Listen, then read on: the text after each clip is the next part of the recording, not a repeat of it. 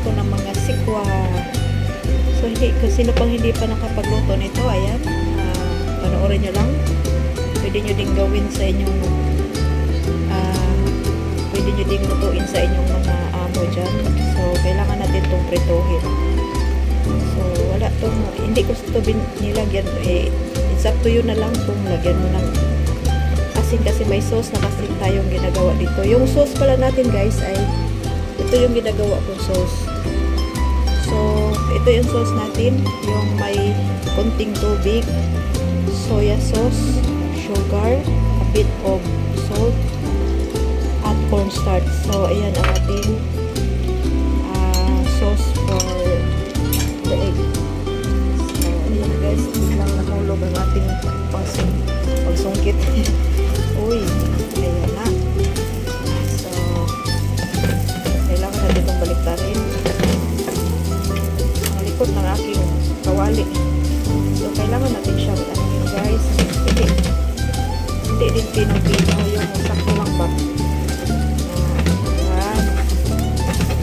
So, dito lang pag-secreto guys, pagluto ng mga pagkain ng mga insekto na paborito nila. Mahilig kasi sila sa ano, mahilig sila sa kamatis na may pinito. So, shout out sa mga nanonood dyan. Ayan, yung mga nakarilit nito mga ulam guys. Ang side dish natin sa ating mga so, i-separate natin to guys. Sa ating kaha na ginamit ay hindi ko to hinugasan kasi hindi naman siya ano yung niluto nating itlog. So, mag-additional lang tayo ng mantika para igisa natin sa ating tomato. So, of course, hindi buo ang ating pagprito kung walang ano ba yung garlic. Kailangan talagang may garlic guys. So, hindi sila masyadong ano sa onion dito. Garlic talaga sa kanila. So, ayan na. Kailangan natin itong maging golden brown ang ating garlic. So, ayan na. Kailangan natin itong hintayin. So,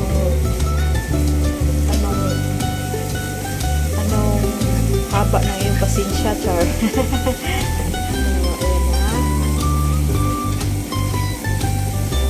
Kung ano kahaba ang yung pasensya, magtagal ka talaga kayo. Charot. Charot. Chares. So, ukay-ukayin mo lang siya. Ukay-ukayin. Medyo maano siya, malapit na siyang mag-brown. Turo ko lang sa inyo paano. Healthy food ito. Kasi hindi masyadong ma-oil. At may marami. So, ayan na guys. Ilagay na natin yung ating maraming kamatis na hiniwa. So, ayan. Kamatis pa more.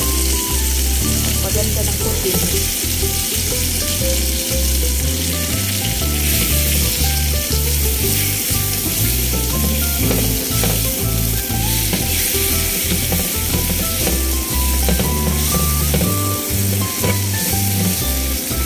Yan ang ating lutuan. Ang hirap maging kameraman tapos ikaw pa yung magluto.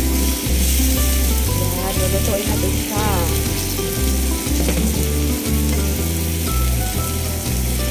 Yan. So, shout out sa inyong lahat. Saan kita nakaluto ng ganito, sundin nyo guys. Sarap talaga.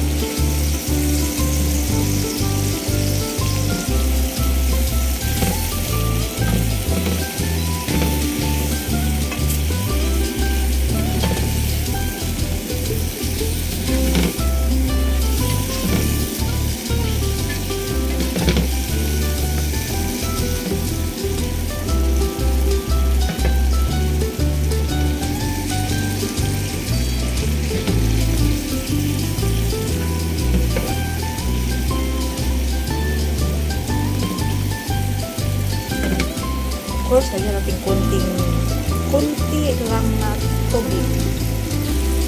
konti lang para pang ano ba. Yan, konti lang. Hindi natin damihan kasi ano, pang ano lang ba na maluto yung kamatis natin. So, yan.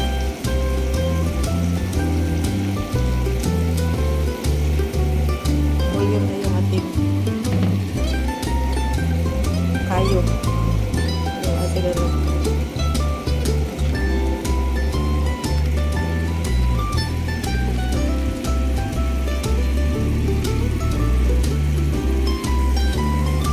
Kailangan talaga tong recipe na to na maglaban ang tamis, medyo konting maalat at saka may pagka konting asim-asim ba na. Hindi ko pinilagyan ng vinegar pero maglaban sila, ang sarap. So ayan na, hindi natin siya masyadong lutuin kasi may mix pa tayo dito.